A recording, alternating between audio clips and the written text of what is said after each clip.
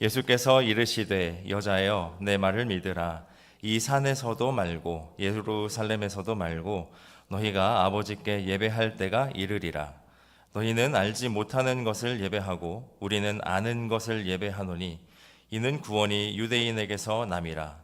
아버지께 참되게 예배하는 자들은 영과 진리로 예배할 때가 오나니 곧 이때라. 아버지께서는 자기에게 이렇게 예배하는 자들을 찾으시느니라.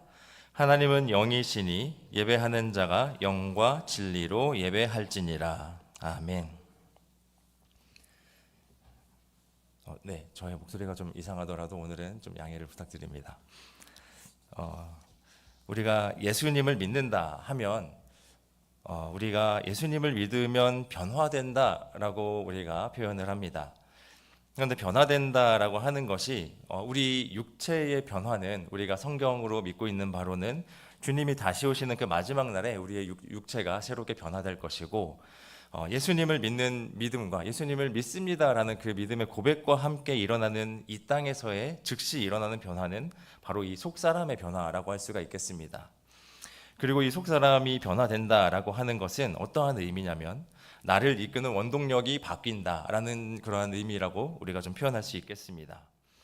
예수님을 믿기 전에 내 삶의 원동력이 나의 의지로부터 나오는 것들이었다면 예수를 믿고 난 후에는 나의 주인 되시는 주님께 우리가 나를 내어드릴 때에 주님께서 나의 원동력이 되셔서 나를 이끌어 가시는 그러한 일들을 나의 발걸음들을 경험하게 된다라는 것입니다. 그래서 우리 삶에 눈에 보이는 변화가 그 믿음으로부터 하나하나씩 나타나게 되는데 바로 그 변화의 핵심이 어디 있느냐 보면 우리가 드리는 이 예배로부터 그 변화들이 일어나고 삶에 나타난다라고 할 수가 있겠습니다. 오늘 이 시간에는 오늘 예수님께서 하신 말씀을 같이 읽었는데요. 그 사마리아 수가성에 사는 한 여인에게 하신 대답이었습니다. 이 말씀을 통하여서 우리가 예배를 올바르게 바라보고 또 우리의 마음을 올바르게 가지고 우리의 예배와 또 예배자로 사는 삶에 대해서 말씀의 지혜를 구할 수 있는 귀한 시간 되기를 소망합니다. 오늘 말씀의 배경은 아까 말씀드린 대로 사마리아라는 동네입니다. 사마리아 많이 들어보셨죠? 사마리아는 북이스라엘 지역입니다. 원래 땅으로 치면은 그래도 이스라엘 땅 안에 있는 지역이었습니다. 에브라임과 므낫세 반 지파가 살고 있었던 땅이었는데 아수르에 의해서 북이스라엘이 이제 멸망이 되던 때에 그때 이제 강제적으로 아수르에 의해서 이제 그 이주민들의 정책이 이제 세워지게 됩니다. 그래서 많은 혼혈인들이 그 사마리아 땅에 생기게 되었습니다. 그것을 이제 유대인들은 그 혼혈인들이 생겨난 것을 아주 악하게 보았습니다. 그래서 이 유대인들은 항상 사마리아인들을 그 혼혈이다. 우리는 정통 유대인인데 우리는 정통 혈통을 가지고 있는데 너희들은 혼혈의 피가 섞였으니까 너희들은 이제 우리의 민족이 아니다 라면서 철저히 무시하는 자세를 취하게 되었고 또 그래서 이제 그 사마리아를 가로질러서 그 이제 반대편에 있는 땅에 가더라도 사마리아를 가로지르면은 아주 빨리 갈 수 있는 길을 일부러 그 땅을 안 밟고 부정하다고 돌아가는 그러한 문화들도 생겨났습니다. 그런데 이 유대인이셨던 예수님께서 그 사마리아 사람들을 볼 때에 악하게 보지 않으시고 또 부정하게 보지 않으시고 오늘 말씀해 보니까 이 사마리아에 직접 두 발로 찾아가셨습니다. 그래서 거기에서 사마리아 그 수가성에 있는 한 우물가에서 이 한 여인과 나누시는 대화가 이제 오늘 말씀에 나오는데요. 이 대화 과정에서 그 과정은 좀 오늘은 좀 생략을 하겠습니다. 과정에서 이 대화 몇 가지의 대화를 통해서 이 예수님께서 누구신지를 힌트를 계속 던져 주십니다. 그런데 이 여인은 이제 그냥 일반 그 유대인인 줄 알았다가 이제 생각이 이른 곳이 어디냐면은 제가 보니까 당신은 선지자시군요. 어떠한 영적인 그러한 지도자시군요라는 것까지는 깨닫게 됩니다. 그리고 이제 그렇기 때문에 이 여인이 이제 그래도 이제 유대인으로서 사마리아인에게 다가왔으니까 이제 평소에 궁금하던 신앙적인 질문들을 하나씩 이 예수님께 하기 시작합니다. 오늘 말씀 좀 위로 올라가셔서 20절 한번 보시겠습니까? 이 여인이 하는 이야기가 납니다. 궁금했던 것입니다. 우리 조상들은 이 산에서 예배하였었는데 당신들의 말은 예배할 곳이 예루살렘에 있다 하더이다 라고 이야기를 합니다. 그러니까 지금 이 사마리아 지역의 이 이방 혼혈인 이 여인이 유대의 정통의 혈통의 예수님께 질문하기를 예배드리는 장소에 대해서 어느 곳에서 예배드리는 것이 옳은가에 대해서 예수님은 어떻게 생각하시는지 답을 구한 것입니다. 이렇게 물어본 이유는요, 유대인들이 이제 하나님 앞에서 이제 그 부정한 모습을 계속 보였기 때문에, 옳지 못한 모습을 보였기 때문에 이 민족이 완전히 멸망하는, 나라가 없어지는 때가 있지 않았습니까?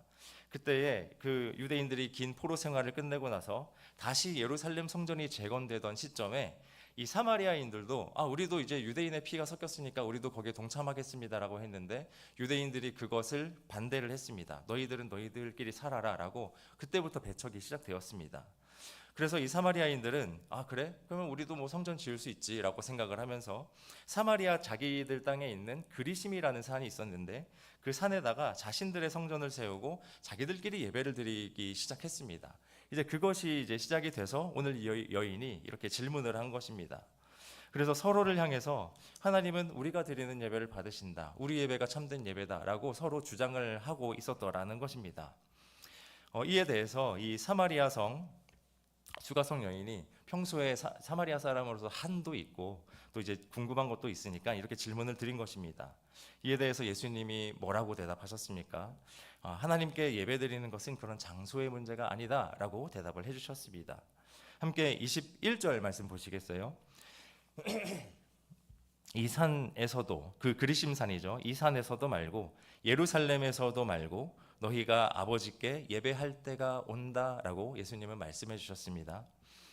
이 말씀이 무엇을 나타내신 말씀이냐면 이제 예수님께서 십자가 희생 제물이 되실 것이다라는 말씀입니다. 그래서 단번에 드려진 그 완전한 제사가 드려지고 나면 그리심이나 예루살렘에서 드리는 제사만 옳은 것이 아니라 하나님 아버지께 우리가 그냥 하나님을 바라보고 아무나 어디에서든지 함께 교회로서 예배를 드릴 날이 온다라고 말씀해 주신 것입니다. 그러니까 어떤 예배의 형태, 완전한 그 예배의 형태가 이제 완전히 변하게 된다는 말씀이었습니다. 그리고 22절에 이어서 이런 말씀도 하셨습니다. 너희는, 이 사마리아 사람들을 가리키시죠. 너희는 알지 못하는 것을 예배한다, 그리고 우리는 아는 것을 예배한다라고 하시면서 이는 구원이 유대인에게서 남이라 라고 말씀하셨습니다. 먼저 이 구원이 유대인에게서 난다라는 이 지식에 대해서 말씀하신 것인데요, 이 말씀은 예수님이 그 예언대로, 이 이전의 선지자들의 예언대로 다윗의 자손, 이 유대인의 정통 혈통으로부터 나신다라는 것을 이제 의미를 하는 것입니다. 그 지식을 가지고서 예배를 드리느냐 아니냐, 이제 그것에 대해서 말씀하신 것인데요, 그런데 여기서 예수님은 그 올바른 지식으로 예배 드리는 것이 참된 예배다라고 하신 것이 아니라 그 말씀을 넘어서 진짜 예배를 어떻게 드려야 하는가에 대해서 23, 24절에 이제 이어서 말씀을 하십니다. 우리 그 두 절의 말씀 같이 한번 읽어보겠습니다. 23절부터 읽겠습니다. 시작. 참되게 예배하는 자들은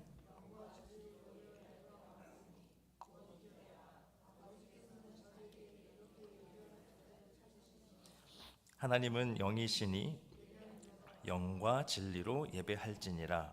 아멘. 네, 이 두 구절의 말씀으로 예수님은 예배에 대한 정의, 그리고 예배에 대한 올바른 자세에 대해서 완벽하게 설명을 해주셨습니다.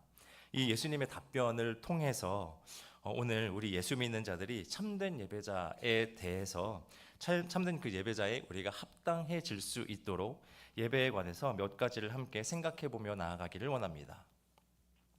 오늘 이 말씀, 예수님의 말씀은 어떤 예배가 옳은 예배인가에 대한 예수님의 답이었습니다. 우리가 예수님의 말씀으로 가까이 다가가면서 먼저 우리가 예배를 그러면 왜 드리는가에 대해서 먼저 좀 생각해 봤으면 좋겠습니다. 우리는 이렇게 모여서 이 피곤한 저녁에 왜 이렇게 예배를 우리가 드리고 있습니까? 먼저 답할 수 있는 것은 하나님과 나의 위치를 확인하는 자리이기 때문에 우리는 예배를 드려야 합니다. 하나님께서는 우리의 창조주와 나의 모든 것이 되어주시고 나를 하나님의 뜻대로 지으셨다, 그리고 우리는 그분의 피조물이다 라는 그 위치를 확인하는 행위입니다. 그리고 그 다음으로는 우리가 예수 안에서 참 자유를 얻었다, 예수님을 통해서 나에게 참 자유가 주어졌다, 새로운 생명이 주어졌다는 것에 대해서 우리가 그것을 시인하고 예수님의 그리스도 되심을 고백하고, 또 우리 이 자리에 임재하고 계시는 성령 하나님에 대해서 우리가 인정하고 하나님을 통해서 예배드리는 것, 성령님을 통해서 예배드리는 것, 그 행위를 위해서 우리는 이 자리에 모여 있습니다. 그리고 이렇게 믿음으로 나아가는 예배자는 예배를 통해서 주님 안에서 회복을 경험하게 되는 자리이기도 합니다. 그래서 우리에게는 예배가 필요합니다. 우리의 피곤한 육체가 회복되고 우리의 마음과 우리의 영혼이 위로를 받고 다시 믿음으로 살아갈 수 있는 힘과 새로운 기회가 예배로부터 참되게 주어지기 때문에 우리는 예배를 통해서 날마다 우리를 깨끗하게 할 수 있는 것입니다. 그래서 우리는 예배를 드립니다. 그럼 우리가 이 죄인으로서 죄의 육신에 갇힌 자로서 우리가 예배를 어떻게 드릴 수 있는 건가 우리가 다시 한번 좀 새롭게 생각하기를 원합니다. 자격으로 보면은 예배자로서 우리는 절대 합당하지는 않죠. 오직 하나님의 주권적인 은혜 그리고 예수님의 보혈의 능력이 있기 때문에 우리는 주님께 나아갈 수 있는 것입니다. 그리고 그 은혜와 또 하나님의 은혜와 그 예수님의 보혈이 매주 우리에게 날마다 부어질 수 있는 것은 우리 이 지금 벽면에 있는 이 말씀 이것이 전제가 됩니다. 하나님은 사랑이시라. 하나님은 사랑이시라. 하나님의 사랑 때문에 우리가 예배를 드릴 수 있는 것입니다. 이유는 그 딱 하나입니다. 예수님과 베드로의 관계를 생각하면 우리가 또 단번에 이해할 수 있습니다. 예수님을 세 번이나 배신한 베드로가 있었죠. 그 베드로에게 부활하신 예수님이 다시 찾아가셔서 예수님이 먼저 찾아가셨습니다. 예수님이 물어보십니다. 네가 나를 사랑하느냐라고 다시 한번 기회를 주시면서 물어보시죠.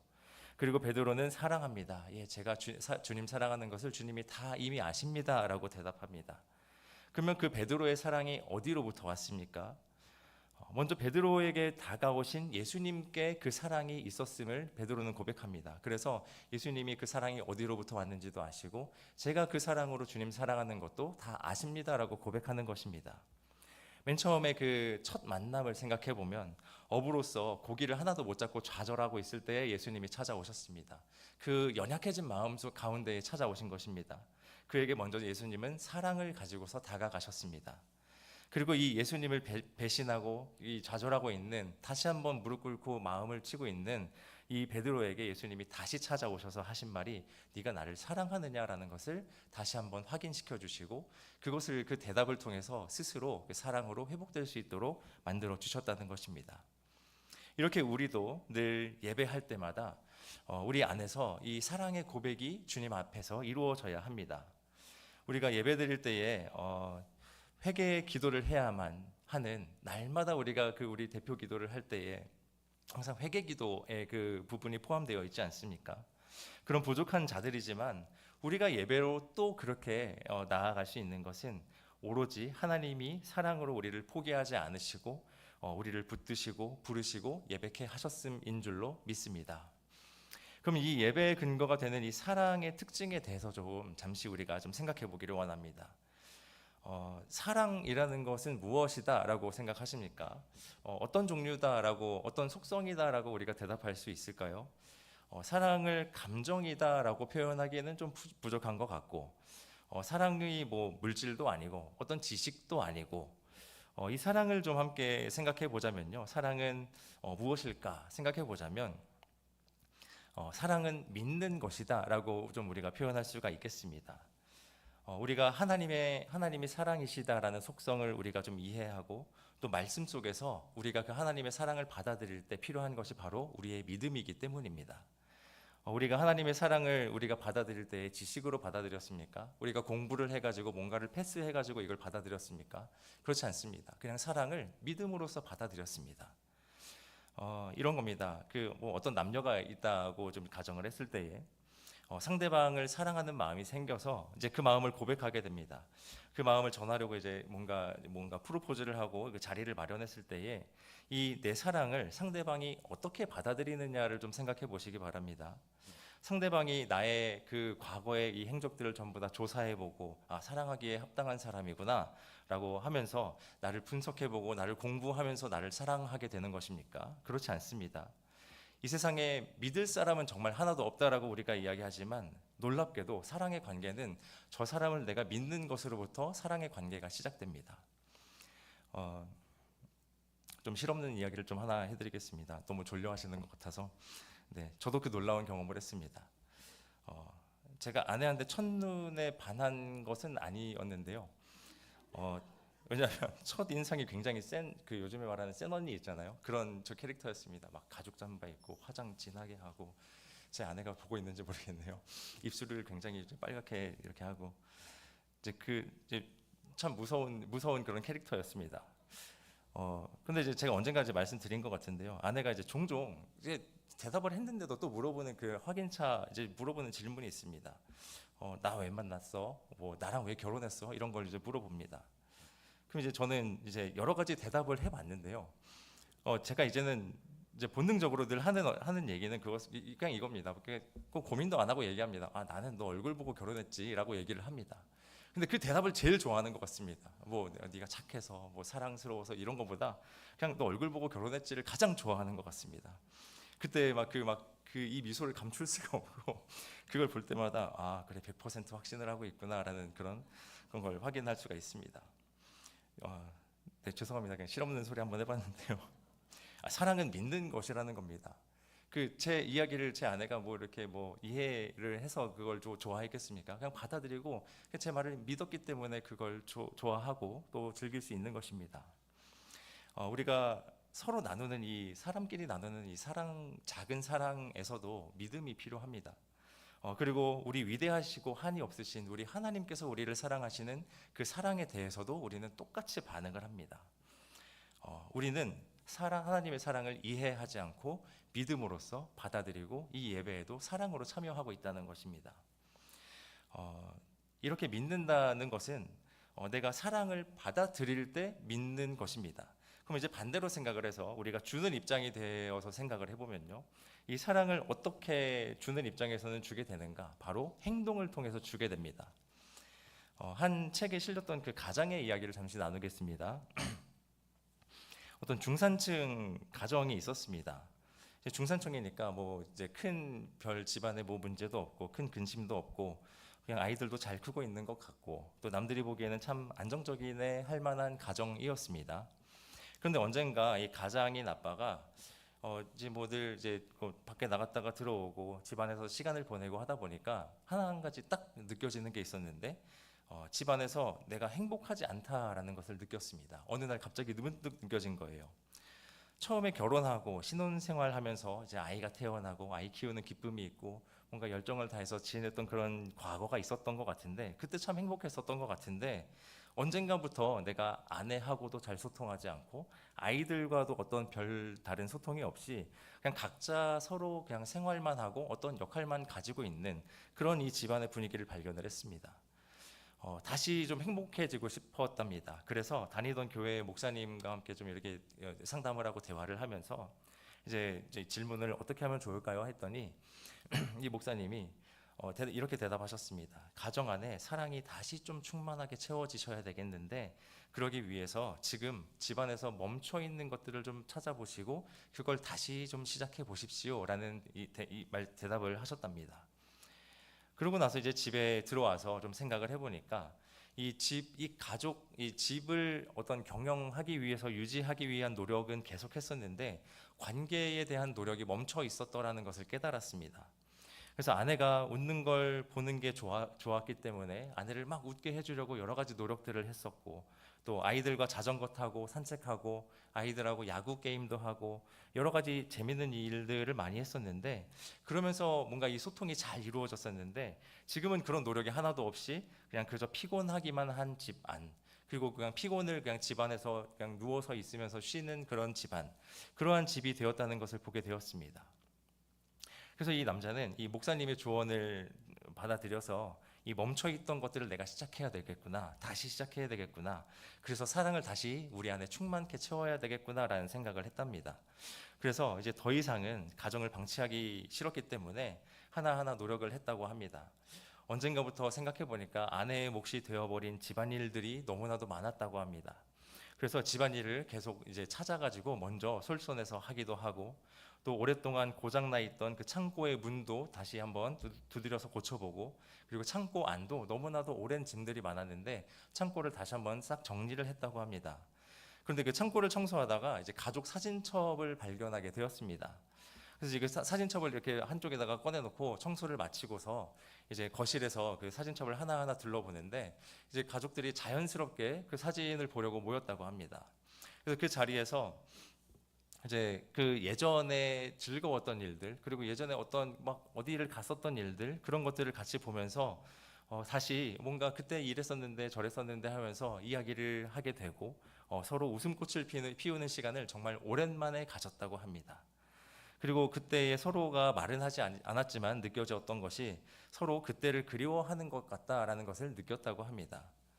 그렇게 이제 이 가장인 남자가 가족을 위해서 뭔가를 느끼고 계속 그 이후에도 계속 시간을 그렇게 사용하다 보니까 그때부터 그 조금씩 점차 집안의 공기가 바뀌기 시작하고 이 다른 가족 구성원들도 아내도 또 아이들도 서로를 위해서 시간을 쓰고 그 시간을 통해서 서로 마음을 열게 되어서 같이 아름답게 소통하고 또 사랑을 쌓아가는 가정이 되었다라는 이야기를 보았습니다. 이렇게 사랑은 받는 입장에서는 우리가 믿음으로 받아들입니다. 그런데 사랑을 내가 할 때에는 이 시간과 어떤 노력을 들여서 행동하는 모습이 필요합니다. 하나님도 우리를 사랑하시기 위해서 충분히 행동하셨습니다. 천지를 창조하셨습니다. 우리를 사랑하시기 때문에 그러셨습니다. 또 이 죄인을 용서하심도 하나님의 사랑의 행동이었습니다. 또 날마다 우리를 강하신 손과 펴신 팔로 붙드시고 우리를 선한 길로 인도하시는 것도 우리를 사랑하시기 때문에 그렇게 행동하고 계신 것입니다. 그래서 우리 예배 가운데에도 우리가 영과 진리로 예배드린다라고 하는 것은 하나님을 사랑하는 마음으로부터 그것이 우리에게로부터 표현이 되어질 때에 영과 진리로 예배를 드리는 우리의 모습을 하나님께서 인정하실 수 있다라는 것입니다. 우리가 대표 기도 중에 늘 회개 기도 아까 말씀드렸지만 빼놓지 않고 하지 않습니까? 한 주간 돌아보니까 또 지난 3일간 돌아보니까 우리의 모습에 부끄러운 모습이 있습니다. 주님 회개합니다. 예수님의 보혈로 깨끗하게 씻어 주십시오 라고 기도합니다. 그런데 그 구절 자체에 어떠한 능력이 있어가지고 그 기도를 하고 또 듣는 우리의 모두가 그걸 들으면 자동으로 우리의 죄가 삭감되는 것을 탕감되는 것을 우리가 느끼게 됩니까? 결코 그렇지 않습니다. 우리는 반드시 그 기도자의 기도와 함께 내 안에서는 나의 마음을 쏟아붓는 그러한 내 마음의 어떠한 고백이 같이 이루어져야 합니다.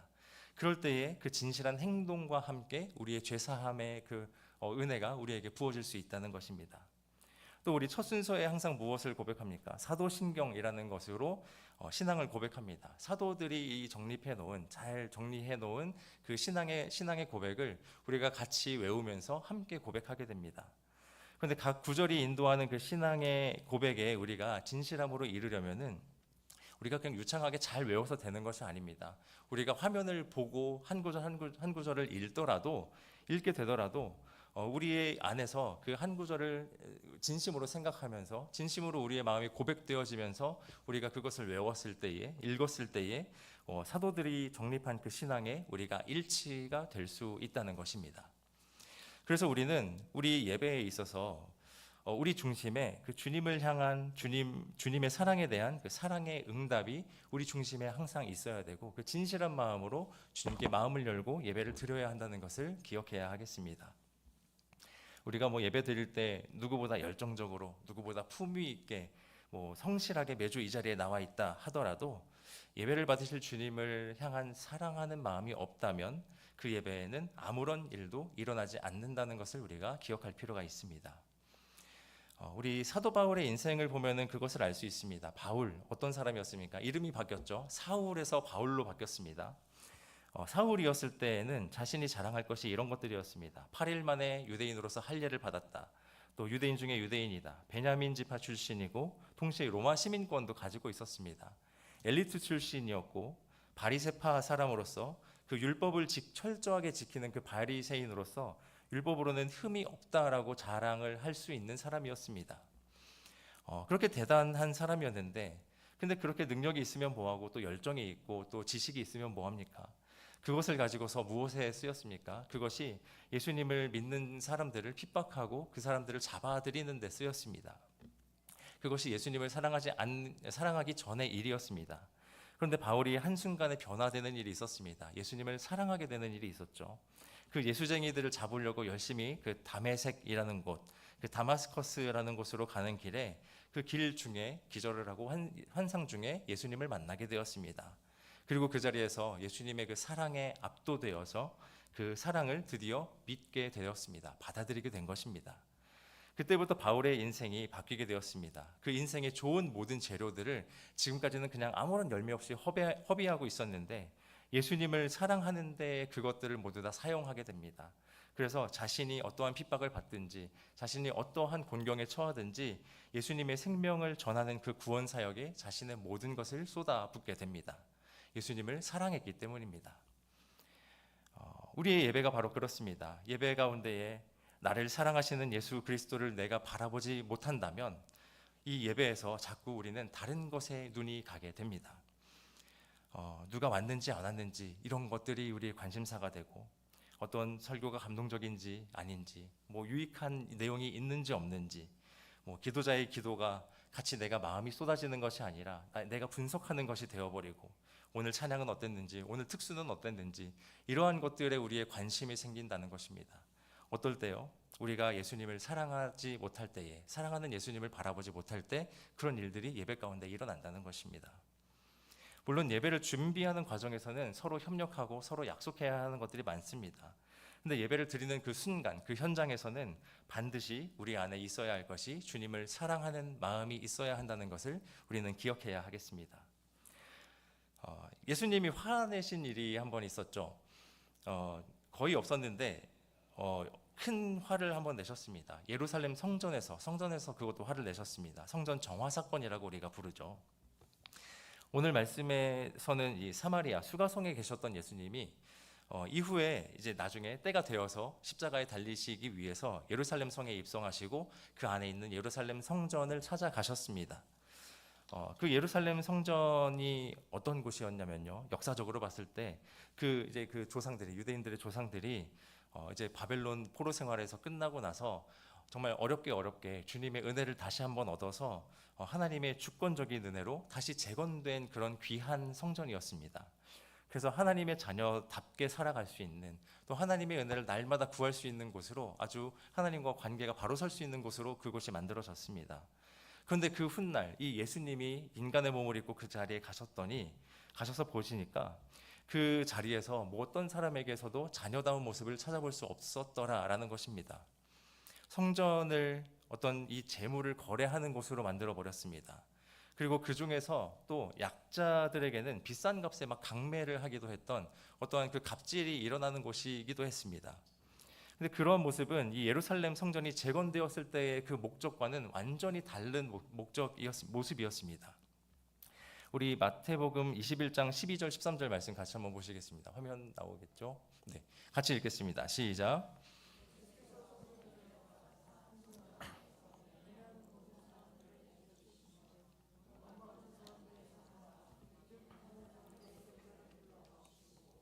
그들에게 이르시되 기록된 바 내 집은 기도하는 집이라 걸음을 받으리라 하였거늘 너희는 강도의 소굴을 만드는도다 하시니라. 아멘. 네, 예수님의 이 말씀처럼 우리가 모인 이곳은 예배드리는 곳은 단순한 공간이 아니라 하나님을 향한 그 사랑의 마음을 우리가 가지고서 기도와 예배가 드려져야 하는 아주 거룩하고 아름다운 곳입니다. 오늘날 우리의 예배, 우리 자신의 예배는 어떻습니까? 저는 오늘 이 자리에 하나님의 말씀을 전하는 설교자로서 감사하게도 서 있습니다만 제가 우리 자신의 이 예배의 모습에 대해서 제가 판단할 능력도 또 자격도 저에게도 없습니다. 저도 하나님 앞에서는 그냥 한 예배자일 뿐입니다. 오늘 이 짧은 말씀에서 이 영과 진리로 예배하는 참된 예배자, 이 예배자가 되어야 한다는 이 말씀을 제가 전하면서 우리가 주님 앞에서 인정해야 할 것이 하나가 있습니다. 이것을 좀 전해드리고 말씀을 맺도록 하겠습니다. 우리가 죄의 본성을 우리는 늘 가지고 있다는 것입니다. 그럼 이 죄인이 어떻게 주님의 사랑을 인정하고 그 참된 예배자가 될 수 있을까? 이에 대해서 한 가지 그냥 예를 들어서 말씀을 맺겠습니다. 아까는 제가 좀 실없는 소리를 했는데요. 이번엔 좀 깨끗하지 못한 이야기를 하나 전해드리겠습니다. 쥐덫에 대한 이야기입니다. 쥐덫 다 아시죠?